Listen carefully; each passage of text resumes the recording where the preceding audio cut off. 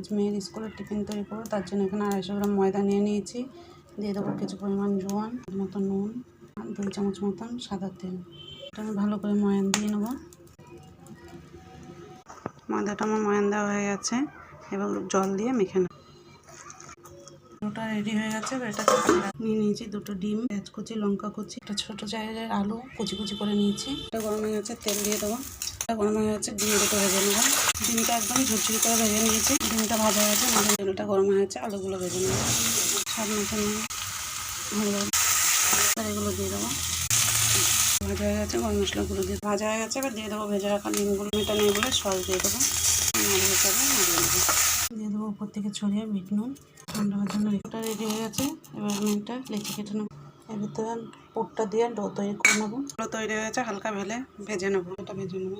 আপনারা চাইলে এভাবে বানিয়ে খেয়ে দেবেন। ভালো লাগলে লাইক করেন, শেয়ার করেন, কমেন্টে জানাবেন আর সাবস্ক্রাইব করে পাশে থাকবেন।